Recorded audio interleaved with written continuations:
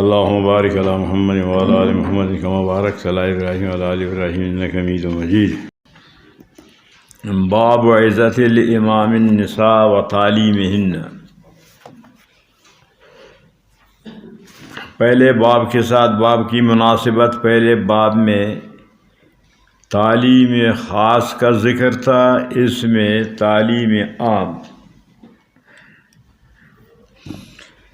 کہ وہاں تعلیم صرف اہل کے لیے، امت کے لیے تھے.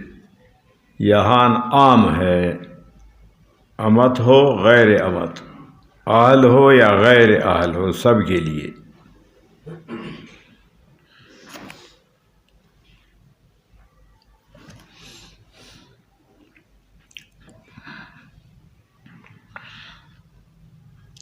عزت الامام النساء یہ عام ہے کہ ہر امام عورتوں کو واعظ کرے اور ان کو تعلیم دے.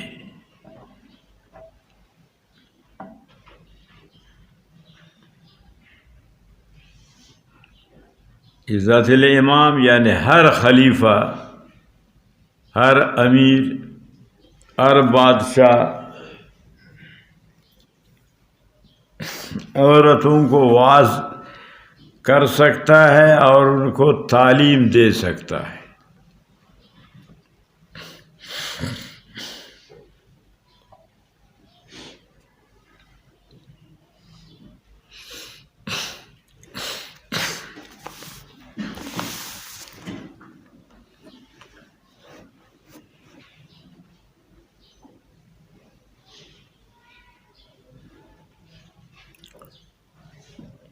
تو یہ عام ہے. اس کے تحت جو حدیث ذکر کیا ہے وہ حدیث خاص ہے. امام تو عام ہے کہ ہر امام، ہر خلیفہ، ہر سربراہ، لیکن آگے جو حدیث ذکر ہے وہ حدیث خاص ہے کہ صرف نبی علیہ الصلاۃ والسلام نے واعظ کیا، تعلیم دیا.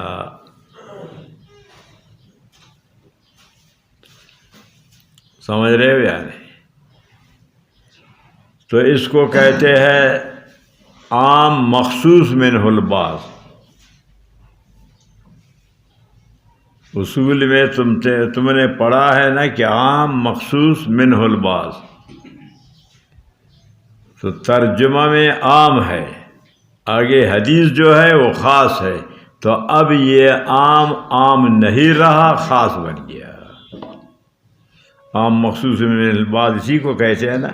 اگر آپ لوگوں کو کچھ یاد ہے، اصول میں پڑھا ہے، تو اب عام نہیں رہا، خاص بن گیا. ایسے ہی ہے نا. کدھر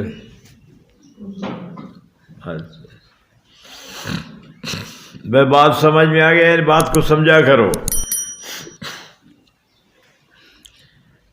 تو یہ عام مخصوص منہ البعض ہے کہ خاص نبی علیہ الصلاۃ والسلام نے عورتوں کو واعظ فرمایا ہے، خواتین کو واعظ فرمایا ہے، خواتین کو تعلیم دی ہے.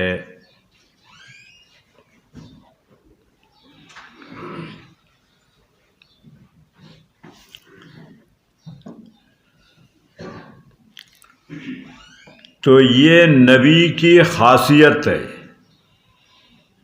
بات کو سمجھنا چاہیے، یہ نبی کی خاصیت ہے. ایک ہے خاصیت، دوسری ہے سنت. سنت میں خاصیت میں فرق ہے.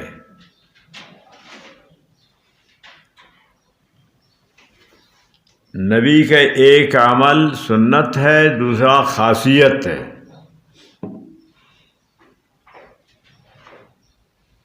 جو عمل نبی نے کیا نبی کے بعد اس کو خلفائے راشدین نے کیا تو وہ سنت ہے.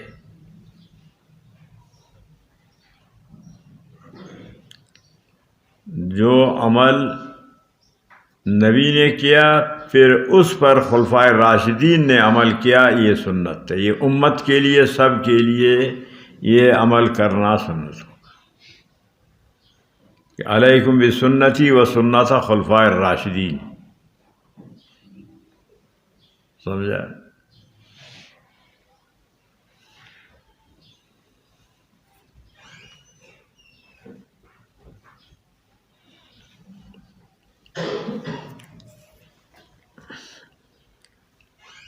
سمجھا گیا یا نہیں؟ جو نبی نے عمل کیا خلفائے راشدین نے اس پر عمل کیا تو یہ ہے سنت، سب امت کے لیے ہے.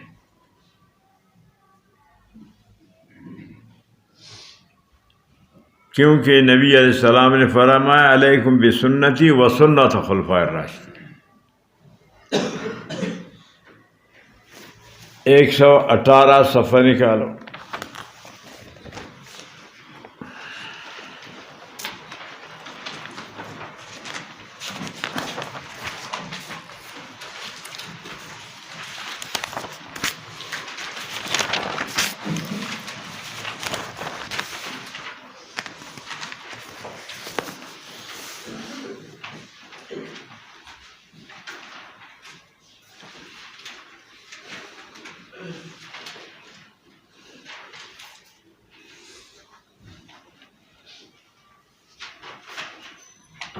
ایک سو یا 218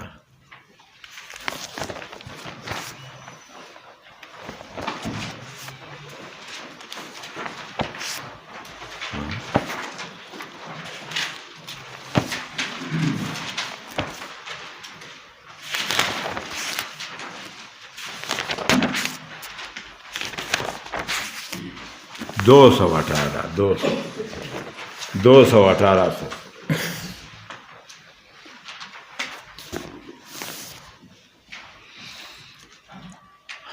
تو 218 صفحہ میں ہے کہ ان عمر بن خطاب رضی اللہ تعالیٰ عنہ قال للرکن اما واللہ انی لعالم ان کہ حجر لا تضر ولا تنفع ولولا انی رأیت رسول اللہ صلی اللہ علیہ وسلم استلم کی مستلمت فاستلم ثم قال وما لنا وللرمل انما كنا رأينا به المشركين وقد اهلكهم ثم قال اب یہ سنو قال شيئا صنعه رسول اللہ صلی اللہ علیہ وسلم فلا نحب ان نتركه. حضرت عمر رضی اللہ عنہ فرماتے ہیں کہ جو عمل نبی نے کیا فلا نحب ان نتركه ہم پسند نہیں کرتے کہ اس کو چھوڑیں، یعنی ہم ضرور اس پر عمل کریں. سمجھ رہے ہیں؟ بات کو اچھی طرح غور سے سنو، ہے نا کہ حضرت عمر رضی اللہ عنہ فرماتے نبی کا عمل کو ہم چھوڑ نہیں سکتے، اس پر ضرور عمل کریں گے. تو خلفائے راشدین نبی کے عمل پر عمل کیا وہ سنت ہے، آپ امت کے لیے سب کے لیے. اچھا دوسرا 434 صفحہ ہے تقریباً، دیکھو.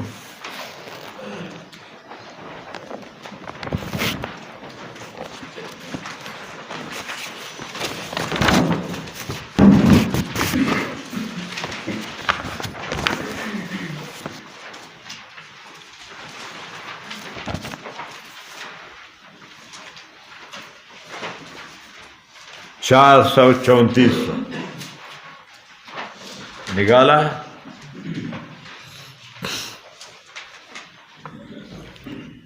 نکالا نا؟ دیکھو آگے.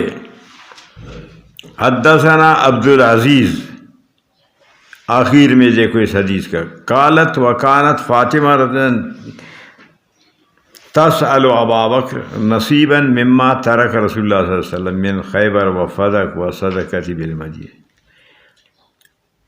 اب آگے فابا ابو بکر رضی اللہ عنہ علیہا ذالک وقال، یہ اب دیکھو صدیق اکبر کیا فرمائے، لست تارکا شیئا کان رسول اللہ صلی اللہ علیہ وسلم یعمل بہ الا انی عملت بہ۔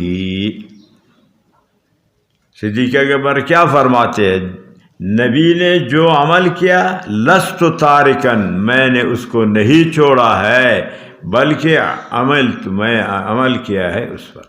نبی نے جو عمل کیا، صدیق فرماتے ہیں کہ میں نے اس پر عمل کیا ہے، اس کو چھوڑا نہیں۔ فاروق اعظم نے فرمایا کہ نبی کے عمل کو ہم چھوڑنا پسند نہیں کرتے، یعنی نبی کے عمل پر ہم نے عمل کیا۔ صدیق اکبر بھی فرماتے ہیں کہ نبی کے عمل کو نہیں چھوڑتے۔ تو یہ دلیل ہے اس بات کا کہ جو عمل نبی نے کیا، خلفائے راشدین نے کیا، وہ سنت ہے سب امت کے لیے۔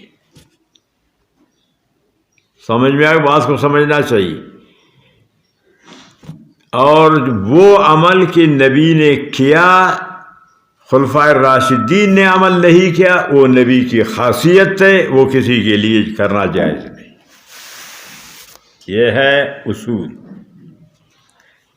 سمجھ رہے یا نہیں؟ بات کو سمجھو اچھی طریقے سے۔ تو صدیق اکبر، فاروق اعظم خلفائے راشدین ہے نا، کہ وہ فرماتے نبی کے عمل کو ہم نے نہیں چھوڑا ہے۔ تو نبی صلی اللہ علیہ وسلم نے فرمایا علیکم بسنتی و سنت خلفائے راشدین، کہ چونکہ خلفاء نے نبی کے سنت کو نہیں چھوڑا، اس لیے نبی صلی اللہ علیہ وسلم نے فرمایا خلفائے راشدین کے سنت پر تم عمل کرو، وہ میری سنت پر عمل ہوگا۔ ٹھیک ہے، اچھا یہ آ گیا نا، بات سمجھ لیں۔ تو اب دیکھو کہ نبی علیہ السلام نے تو واعظ فرمایا، عورتوں کو نبی علیہ السلام نے تعلیم دی، ٹھیک ہے نا۔ تو خلفائے راشدین نے یہ عمل کیا ہے؟ اگر خلفائے راشدین نے یہ عمل کیا ہے، واعظ کرنا عورتوں کو، تعلیم دینا پڑھانا عورتوں کو، خلفاء نے کیا ہے، تو یہ سنت ہے، ہمیں اور آپ کو بھی کرنا ہے۔ اگر خلفائے راشدین نے نہیں کیا ہے تو وہ نبی کی خاصیت ہے، آپ کے لیے جائز نہیں۔ یہ ہے اس، ٹھیک ہے نا۔ تو یہاں ترجمہ عام رکھا ہے امام بخاری، پھر حدیث خاص کے نبی کے لیے کہ یہ عام مخصوص من البعض ہے، یہ نبی کی خاصیت ہے، پڑھانا واعظ کرنا عورتوں کا دوسروں کے لیے جائز نہیں ہے۔ اب اس سے تم استدلال کرتے ہو مولوی صاحبان، سمجھا بنات کا مدرسہ ہے، خواتین فلانا ہے، واہ، یہ تو نبی کا عمل، صحابہ کے خلفاء کے عمل بھی سامنے تھا، قول بھی عمل دونوں، پھر ائمہ کے سامنے یہ عمل تھا نبی کا، ٹھیک ہے نا۔ تو ائمہ اربعہ کو کیا یہ حدیث معلوم نہیں تھا؟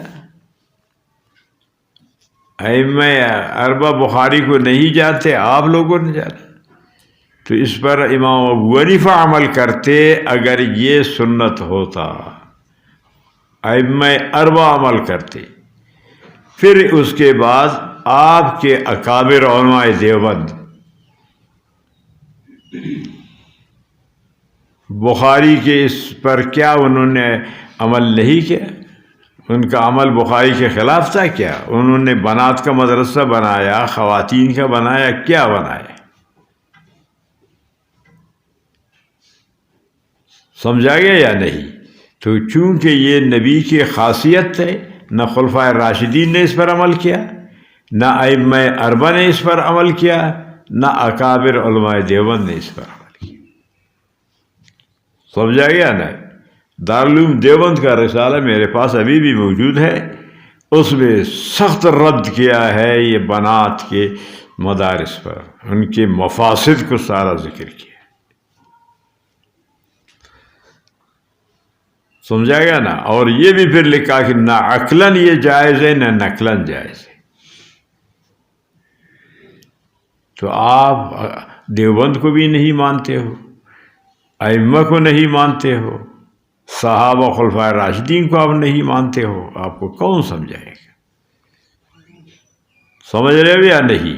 تو یہ نبی کی خاصیت ہے. خاصیت وہ ہے کہ نبی کے بغیر، اب نبی کے 9 بیویاں، تو پھر آپ کہو کہ نبی نے عمل کیا ہم بھی کریں؟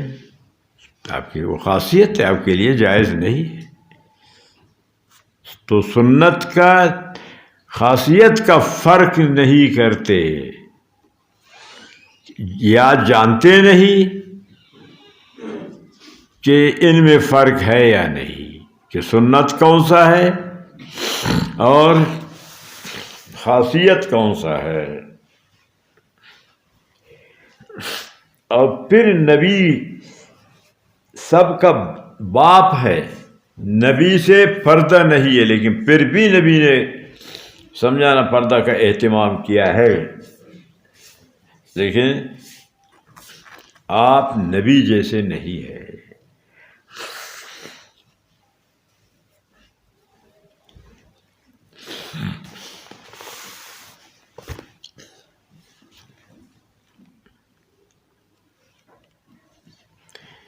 عتق یہ حق مار نہیں بن سکتا کہ مال نہیں ہے. نبی نے عتق کو حق مار قرار دیا، تو وہ بھی یہی جواب ہے کہ خاصیت فرماؤ. نفل نماز آپ فقہ میں سارا پڑھا ہے کہ نفل نماز کی جماعت مکروہ ہے، پڑھا ہے نہیں پڑھا ہے؟ نہ ذہن میں بھی ہے یا ویسے ہاں کرتے ہو؟ سمجھا؟ تو فقہ میں آپ نے پڑھا ہے کہ نفل نماز کی جماعت مکروہ ہے. نبی نے، تو آپ بخاری میں پڑھیں گے کہ نبی نے نفل نفلی جماعت کے ساتھ نفل پڑھایا اتبان بن مالک کے گھر میں، اور حضرت انس رضی اللہ تعالی. تو وہ ادھر بھی جواب یہی ہے کہ وہ خاصیت پر معمول ہے.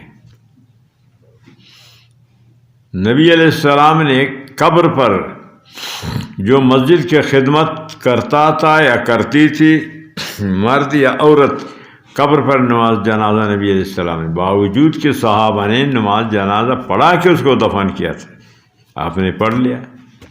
تو وہ بھی خاصیت پر معمول ہے. جواب یہی ہے کہ وہ نبی کی خاصیت ہے. سمجھ میں آ گیا یہ بات؟ تو اس سے استدلال کرنا کہ بنات کا، تو یہ جہالت ہے کہ وہ اس کو علم نہیں ہے. اچھا، کہ وہ خاصیت نہیں جانتا ایک. پھر آپ مقلد ہے تو آپ اس سے استدلال کر نہیں سکتے. جو امام وہ ابو حنیفہ کا عمل ہے آپ اس پر عمل کریں. اگر آپ اسی طرح، تو پھر آپ مقلد نہیں رہا. تو بات کو سمجھنا چاہیے کہ سمجھا کہ آپ سے تو پہلے شیخ الہند رہے، بخاری کو پڑھایا، تو وہ نہیں سمجھا، آپ سمجھ گئے. سمجھا گیا نا بھائی؟ تو سمجھا نا. سمعت ابن عباس قال اشہد علی النبی صلی اللہ علیہ وسلم. ابن عباس نے فرمایا اشہد علی النبی، میں گواہی دیتا ہوں کہ نبی نے یہ فرمایا. او قال عطا اشہد علی ابن عباس، یا عطا نے کہا میں گواہی دیتا ہوں کہ ابن عباس نے یہ فرمایا کہ ان النبی صلی اللہ علیہ وسلم خرج، نکلے، ومعہ حضرت بلال بھی تھے. عید کے نماز کا واقعہ ہے. فظن انہ لم یسمی النساء، نبی علیہ السلام نے یہ گمان کیا کہ لاؤڈ اسپیکر کا تو زمانہ نہیں تھا، میری آواز عورتوں تک نہیں پہنچی کہ عورتیں پیچھے ہے، دور ہے. فوعظہن، جدا جا کر کے پھر نبی علیہ السلام نے ان کو واعظ فرمایا. وامرہن، ان کو حکم کیا صدقہ کا.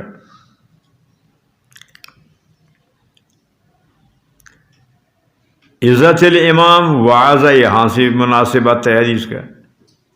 تعلیم ہن امرہن، ادھر سے تعلیم ہے.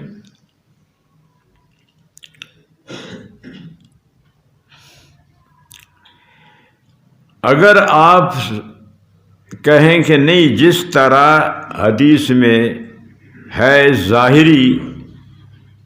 ظاہری حدیث پر عمل کر کے پھر ٹھیک ہے، تو جو آپ کا ملک کا سربراہ ہے پھر وہ واز کرے نا، آپ تو نہیں ہے سربراہ. آپ کہیں کہ چلو ظاہری لفظ امام کا مراد لیں گے، تو ملک کا جو صدر ہے، وہ وزیر اعظم ہے، پھر وہ واز کریں نا. آپ کے لیے تو نہیں ہے کہ آپ واز کریں. چلو ظاہر کو لے لو، پھر بھی آپ کے لیے حجت نہیں بنتی حدیث.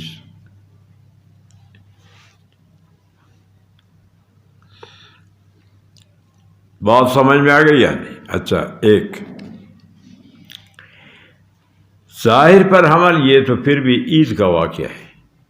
تو ملک کا جو سربراہ ہے وہ عید کے دن واز کرے نا، پھر دوسرے دنوں میں کیوں؟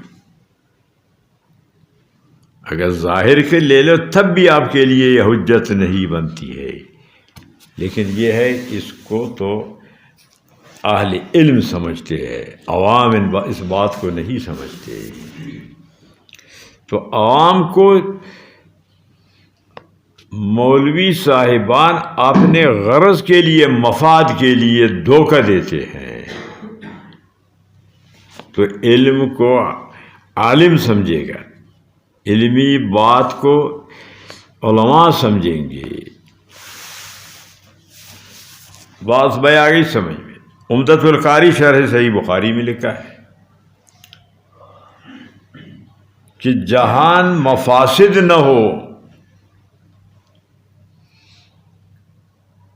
ایک اور خوف فتنہ واعظ کا نہ ہو، کہ جو واعظ کرنے والا ہے کہ وہ اس عورتوں کے فتنہ میں مبتلا نہ ہو.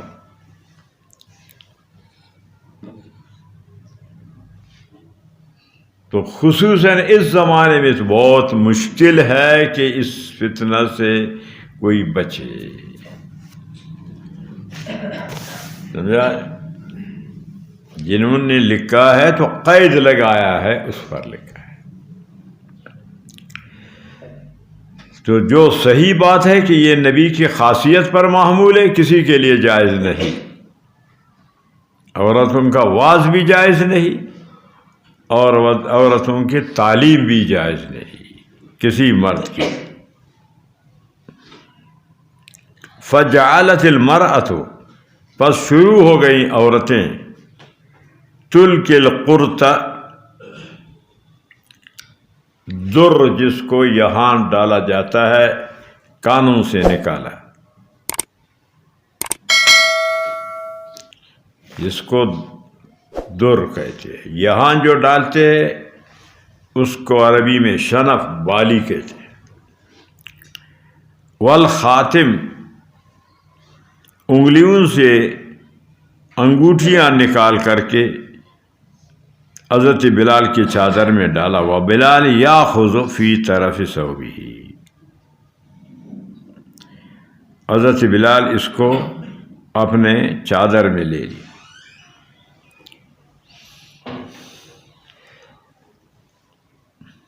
مولانا زکریہ رحمۃ اللہ علیہ فرماتے ہیں اس سے مدارس کا چندہ بھی ثابت ہوتا ہے کہ مدارس کے لیے چندہ جائز ہے. یہ بھی چندہ تھا کہ نبی علیہ السلام نے چندہ کی.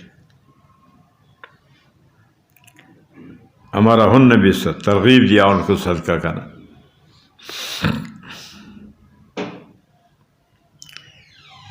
وقال اسماعیل، یہ ہے تعلیق.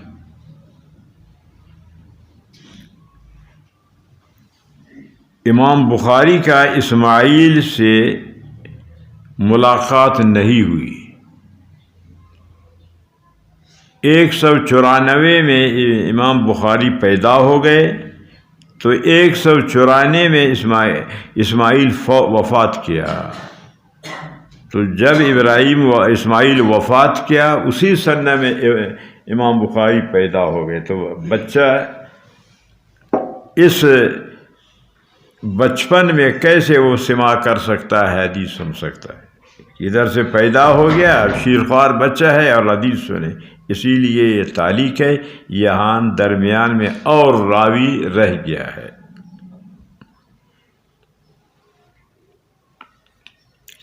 اور اس تعلیق کا غرض کہ وہاں دو احتمال تھا، ایک احتمال سمیت ابن عباس اشہد ولن، دوسرا عطا قال عطا اشہد، تو دو یا وہاں احتمال تھے، یہاں ابن عباس کا اشہد و ذکر کیا کہ عطا کا اشہد و صحیح نہیں، ابن عباس کا صحیح ہے۔ یہ ہے تعلیق کا غرض، تعیین کر لیا کہ یہ اشہد و کہنے والا ابن عباس رضی اللہ تعالی۔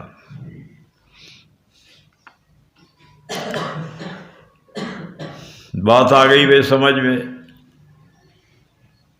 حاصل ذہن میں رکھو کہ امام بخاری ترجمۃ الباب عام رکھا، پھر آگے حدیث خاص ذکر کیا، تو یہ عام مخصوص من البعض کہ یہ تعلیم واز نبی علیہ السلام کی خاصیت پر محمول ہے، آپ کی خاصیت ہے، یہ سنت نہیں کہ امت کے لیے جائز ہو۔